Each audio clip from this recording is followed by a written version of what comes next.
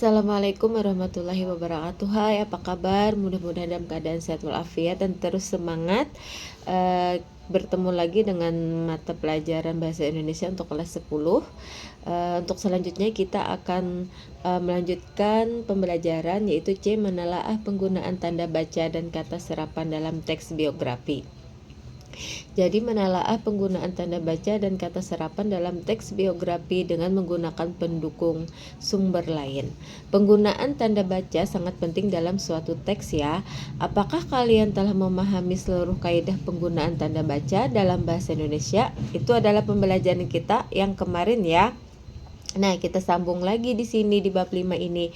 Secara lengkap, kaidah penggunaan tanda baca terdapat dalam Pedoman Umum Ejaan Bahasa Indonesia yang disebut dengan PUEBI. Nah, yang saat ini dapat kalian temukan di dalam bentuk cetak, buku elektronik, aplikasi maupun daring atau online.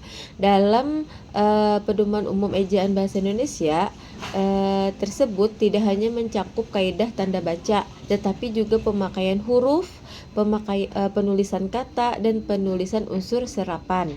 Kalian juga dapat menemukan beberapa contoh penggunaan kaidah tersebut. PUEBI diterbitkan oleh Badan Pengembangan dan Pembinaan Bahasa Indonesia, Kementerian Pendidikan Kebudayaan Riset dan Teknologi.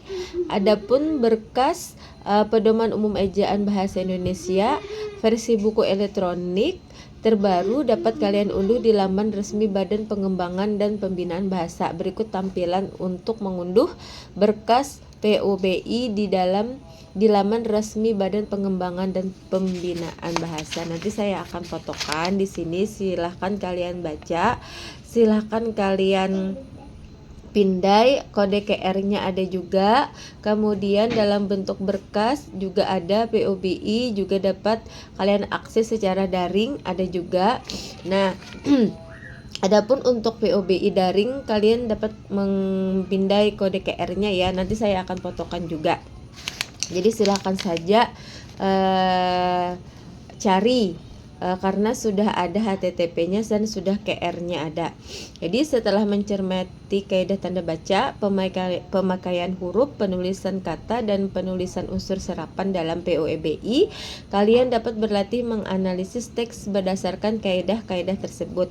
Berikut ini adalah beberapa contoh analisis penggunaan tanda baca dalam teks biografi Ki Hajar Dewantara, Bapak Pendidikan Indonesia. Nah, saya akan memberikan contohnya seperti 1. Nama Ki Hajar Dewantara bukanlah nama pemberian orang tuanya sejak lahir. Kalimat tersebut menggunakan tanda titik pada akhir kalimat. Nah, lihat ya. Hal tersebut sudah tepat karena kaidah PUBI menyatakan bahwa tanda titik digunakan sebagai tanda akhir kalimat. Nah, yang kedua, sementara itu Ki Hajar Dewantara tidak lagi menggunakan gelar kebangsaan di depan namanya. Penggunaan tanda koma, lihat tanda koma sementara itu.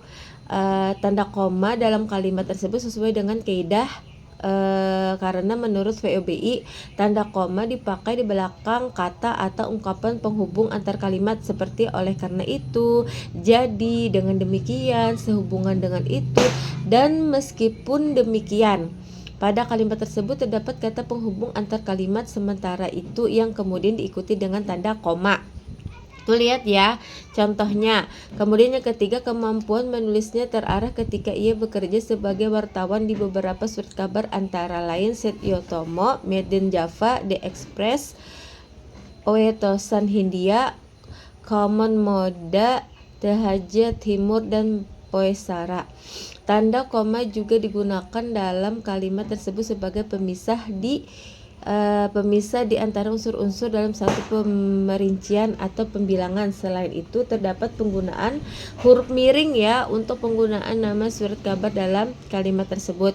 Yang keempat, Ki Hajar Dewantara menamatkan sekolah dasar di ILS atau Sekolah Dasar Belanda dan melanjutkan sekolahnya ke Stovia, Sekolah Dokter Bumi Putra. Lantaran sakit, sekolahnya tersebut tidak dapat diselesaikan. Nah, dalam kalimat tersebut terdapat tanda kurung yang berfungsi mengapit tambahan keterangan atau penjelasan. Nah, yang kelima, tulisan seandainya aku seorang Belanda di muat dalam surat kabar di Express milik Dr. Dawes Dankar. Pada kalimat di atas terdapat dua tanda baca. Nah, itu kan ada dua tanda baca yang yaitu tanda petik dan tanda titik. Tanda petik pada kalimat tersebut digunakan untuk mengapit judul sebuah tulisan dari Ki Hajar Dewantara. Sebagaimana tertera di dalam POBI bahwa tanda petik digunakan untuk mengapit judul, sajak, lagu, film, sinetron, artikel, naskah, atau bab buku yang dipakai dalam kalimat. Selain itu, kalimat tersebut juga mengandung tanda titik. Tanda titik tertera pada dua tempat ya. Pertama sebagai pemisah untuk gelar dokter yang disingkat dan titik sebagai akhir kalimat. Nah, silahkan kalian baca. Nanti tugasnya berpatokan di yang itu ya, yang analisis penggunaan tanda baca yang 1 sampai 5 tadi. Kemudian selain tanda baca dalam teks biografi tersebut, kalian juga dapat menemukan beberapa kata serapan. Nanti saya akan contohkan kata serapan dalam teks biografi Ki Hajar Dewantara. Silahkan kalian baca seperti apa di sana, bisa saja dibaca. Nah, untuk memahami lebih lanjut lagi, saya akan memberikan foto tentang cerita biografi Muhammad Hatta. Nah, bisa nih kalian baca-baca di mana nih kalimat yang salah. Coba-coba ya, di mana kalimat yang benar, dan berpatokannya di analisis penggunaan tanda baca teks biografi Ki Hajar Dewantara tadi. Nah, itu nanti saya fotokan. Silakan kalian baca-baca yang mana yang benar dan yang mana yang tidak misalnya. Kemudian selanjutnya D. Memahami unsur kebahasaan teks biografi. Memahami aspek kebahasaan dalam teks biografi. Setiap teks memiliki ciri kebahasaannya masing-masing. Sebagai teks yang menceritakan kisah hidup seseorang, teks biografi memiliki unsur-unsur kebahasaan yang sering terdapat di dalamnya. Beberapa unsur kebahasaan yang terdapat dalam teks biografi adalah sebagai berikut. Yang pertama, kata ganti.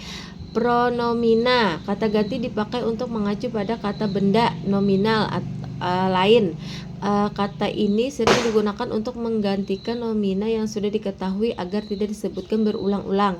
Kata ganti biasanya terletak pada subjek atau objek. Terdapat berbagai jenis kata ganti, tetapi dalam teks biografi yang sering digunakan adalah kata ganti orang atau pronomina persona. Nah, nanti saya akan fotokan juga, adapun kata ganti yang orang terdiri atas beberapa jenis. Nah, silahkan juga kalian baca.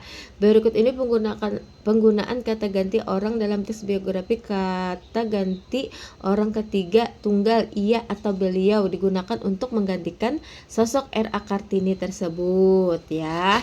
Nah, kemudian yang kedua, kata kerja material. Nah, kata yang menunjukkan aktivitas yang sedang dilakukan subjek atau menunjukkan adanya tindakan fisik atau mental. Sebagai contoh, kata membentuk dan bekerja terdapat dalam kalimat berikut merupakan kata kerja material. Nah, misalnya si Ki Hajar Dewantara membentuk Komite Bumi Putra.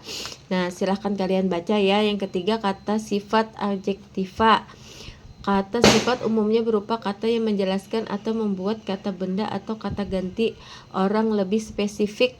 Kata sifat dapat menerangkan kuantitas, kecukupan urutan, kualitas, maupun penekanan suatu kata. Contohnya penggunaan kata sifat tampak pada kata yang ditulis miring dalam kalimat.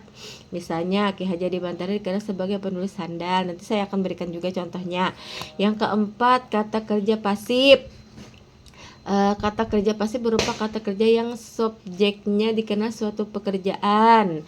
Nah, contohnya nanti saya akan berikan juga. Kata kerja pasif tampaknya pada kata dibesarkan atau dipercayai. 5. Kata kerja aktivitas mental. Kata kerja aktivitas mental ini merupakan jenis kata kerja yang mengutarakan suatu respon dan reaksi individu terhadap sebuah sikap, kondisi, atau pengalaman tertentu. Contoh penggunaan kata kerja pasif tampak pada kata mencurahkan menghendaki pada contoh kalimat Ki Hajar Dewantara semakin mencurahkan perhatiannya pada bidang pendidikan.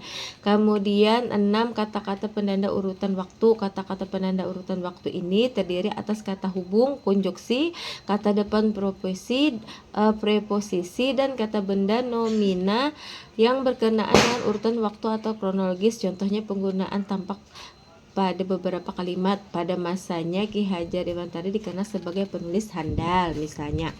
Nah, itu adalah yang dimaksud dengan memahami unsur kebahasaan pada teks ya. Nah, untuk selanjutnya tugasnya yaitu nanti saya akan memberikan kalimat memiliki kesalahan penulisan kata ya. Nanti kalian yang membenarkan katanya seperti apa, kemudian patokannya di cara penggunaan tanda baca tadi yang Ki Hajar Dewantara.